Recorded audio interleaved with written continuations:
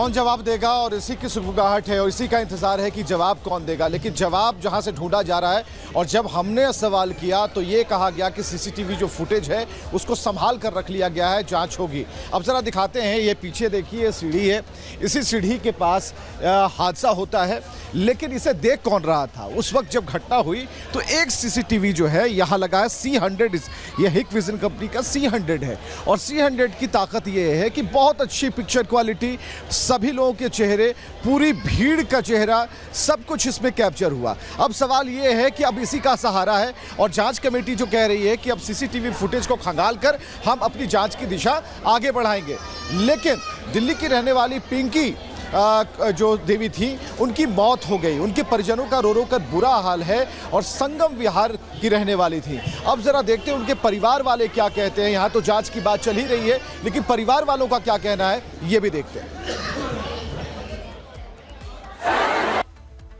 क्या हुआ? भगदड़ मच गई थी, अचानक से भीड़। धक्का मुक्की में हम लोग, भैया रुक जाओ, धक्का मत दो, बहुत तेज चिल्ला रहे थे हम लोग।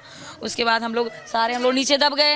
हम लोग जीने पे, सीढ़ी पे दब गए। लोग सभी हम लोग दबे हुए थे।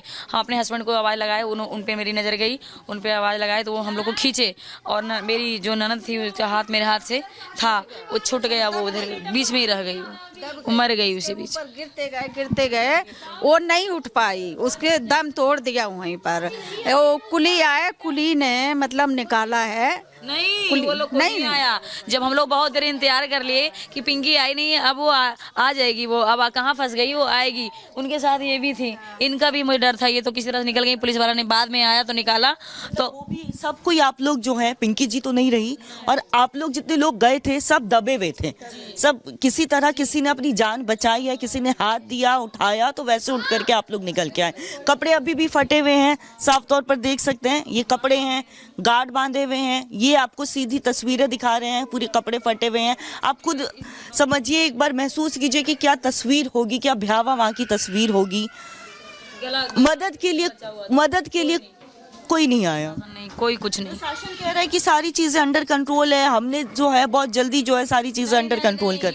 2 घंटे तक उसका छाती दबाते रहे, मुंह में फूंक मारते रहे, हाथ रगड़ते रहे, उठ पिंकी, उठो पिंकी, उठो पिंकी, 2 घंटे तक। उसके बाद ऊपर से अनाउंसमेंट हुआ, उसके बाद पुलिस वाला आया है।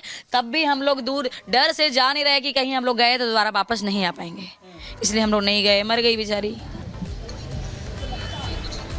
तो ये अपनों का दर्द है जो चीख चीख करके बता रहे हैं कि आखिरकार उनके ऊपर क्या बीत रही है। तस्वीरें हम आपको यहाँ पर LNJP हॉस्पिटल की भी दिखा देते हैं। ये वही अस्पताल है जो कि नई दिल्ली रेलवे स्टेशन से लगभग 1-1.25 किलोमीटर की दूरी पर स्थित है, और यहाँ पे सबसे ज्यादा हलचल देखने को मिली थी जब नई दिल्ली रेलवे स्टेशन पर हादसा होता है। तो सबसे पहले जो घायल थे, जो मृत थे, उनके शरीर और उन घायलों को यहीं पर लेकर के आए थे, ताकि जो लोग हैं वो ठीक हो सकते तो उन्हें ठीक किया जा सके। हालांकि कई ऐसे लोग थे जिन्हें हॉस्पिटल पहुंचने के बाद मृत घोषित कर दिया गया था। लगभग 10 डेड बॉडीज थी यहाँ पर, जिन्हें सुबह ही आज रवाना किया गया है, जिसमें से 8 बिहार की थी और 2 हरियाणा की थी। लेकिन अभी कुछ ऐसे लोग हैं जिनका अभी यहाँ पर ट्रीटमेंट चल रहा है, इलाज चल रहा है। लेकिन सवाल है कि आखिरकार सिस्टम जो मौत बांट रहा है, लोग मजबूर होकर के क्यों सिस्टम में पिस रहे हैं?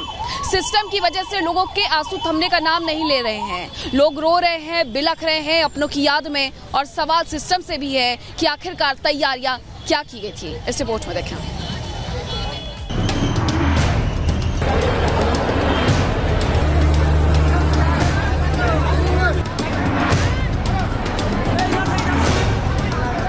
नई दिल्ली रेलवे स्टेशन पर मचे भगदड़ के निशान अब साफ कर दिए गए हैं। जिस जगह कल देर रात तक रेलवे अधिकारियों की जानलेवा चूक के निशान बिखरे थे, उन सारे सबूतों को अब साफ कर दिया गया है। प्लेटफॉर्म नंबर 14 शायद ही इसे कुछ कोई लोग भूल पाए, क्योंकि ये सवाल इसलिए है क्योंकि भगदड़ मची। 18 लोगों की मौत का जिम्मेदार कौन है ये तलाशा जा रहा है, लेकिन उन सबूतों को साफ किया जा रहा है। हम आपको तस्वीरें दिखा रहे हैं, ये वो तस्वीर देखिए, सीढ़ियों की सफाई चल रही है, और ऐसी सफाई तो शायद ही कभी हुई होगी जिस तरह से आप इन तस्वीरों को देख पा रहे हैं। और ये तस्वीरें बता रही हैं कि एक एक धूल, जर्रा जर्रा यहाँ से सबूत जो हैं वो हटाए जा रहे हैं, और उससे खुरच के हटाया जा रहा है। रेलवे सिर्फ सबूतों पर ही झाड़ू नहीं लगा रहा, रेलवे अपनी जिम्मेदारियों से किनारा करने में भी बेशर्मी से लग गया है। अधिकारी सवालों से मुंह चुरा रहे हैं और सच से पीछा छुड़ाने के लिए भागते नजर आ रहे हैं। 17 से ज्यादा लोगों की जान गई है, उसी के डिस्कशन ज्यादा लोगों की जान गई है। आप जानकारी दीजिए। मैं जी, आप स्टेशन डायरेक्टर मैं जी। I am going for that discussion only. नहीं डिस्कशन करने रात में कैसे ये भगदड़ हुई? क्या ड्यूटी पे लोग नहीं थे? के लिए उसी के लिए इंक्वायरी, क्या लोग नहीं थे ड्यूटी पे? उसी के लिए इंक्वायरी होगी, उसी के लिए जा रहे हैं। सवाल है कि क्या सच छुपाने से या झूठ बोलने से सच्चाई पर पर्दा डाला जा सकता है? क्या उन चीखों को अनसुना कर सकते हैं जो पूरी जिंदगी इन परिवारों को सालने वाली है? मेरा बहू है, बहू खबर हो गई है मेरी। कितने लोग थे आपके परिवार के? हमारे परिवार का 3 था, 3 में 2 है, खत्म हो गई 2 है। 3 परिवार था, मेरी बहू थी।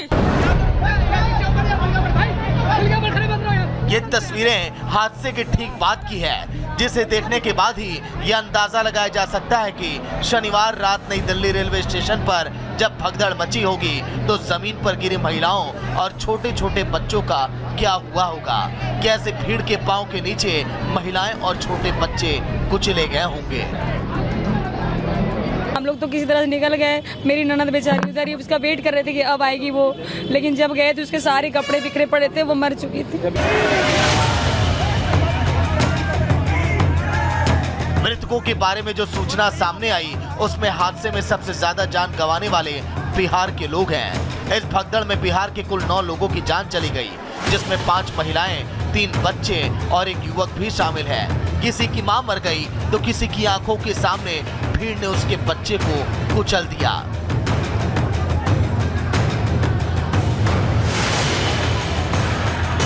जो यात्री कल अपने साथ प्रयागराज त्रिवेणी स्नान की यात्रा पर जाने के लिए निकले थे, वो अब अपनों की लाश ढूंढने अस्पताल के मोर्चरी के सामने खड़े हैं। जिन लोगों की जान चली गई थी उनका पोस्टमार्टम पूरा हो चुका है और यहाँ से परिजन उन्हें अब अपने साथ लेकर के जा रहे हैं। 8 डेड बॉडीज है जिन्हें यहाँ से लेकर के जा रहे हैं और एक एक करके ये डेड बॉडीज निकल रही हैं। ये सभी लोग बिहार के बताए जा रहे हैं जो यहाँ से निकलेंगे। देखिए कल 13, 14, 15, 16 ये वो प्लेटफॉर्म नंबर थे जहाँ पर भगदड़ जैसी स्थिति बनी और भगदड़ हुई, और भगदड़ होने के बाद अभी तक जो आंकड़ा है वो 18 सामने आया है। हालांकि रेलवे प्रशासन ने सभी मृतकों और घायलों के जख्मों पर मुआवजे का मरहम लगाने का ऐलान कर दिया। प्रशासन ने मृतकों के परिजनों को 10 लाख, गंभीर रूप से घायलों को 2.5 लाख और मामूली रूप से घायलों को 1 लाख रुपए मुआवजा देने का ऐलान किया। लेकिन सवाल वही कि क्या मुआवजे के मरहम से मौत के जख्म भर जाएंगे? क्या इंसानी जान की कीमत रेलवे अब रुपयों से तय करने लगा है? Bureau report, Republic Bharat. तो देखिए हम आपको दिखाएंगे तस्वीरें जिन सीढ़ियों पर मैं इस वक्त मौजूद हूँ। इन्हीं स्टेयर्स पर लोग बैठे हुए थे। ये भारी भरकम ये ट्रॉली और बैग लेकर आप देखिए इस भारी सामान को लेकर लोग जा रहे थे ऊपर और दूसरी तरफ से नीचे उतर रहे थे। वहां पर जो लोग बैठे हुए थे उनके ऊपर गिर जाते हैं और उसके बाद भगदड़ का शिकार वो लोग हो जाते हैं जिनका कोई गुनाह नहीं था। वो इंतजार कर रहे थे अपनी ट्रेन का, क्योंकि उन्हें यात्रा करनी थी, सफर करना था। लेकिन आपको बता दें, रेलवे को सरकार का कमाऊ बेटा कहा जाता है और कहा जाता है कि ये जो मुनाफे वाली रेल है अब इसमें हादसे की झड़ी लगातार लगती जा रही है। कैसे इन हादसों की वजह से, इन हादसों की काली की वजह से रेलवे की छवि मटिया मेट होती जा रही है। इस रिपोर्ट के जरिए देखिए।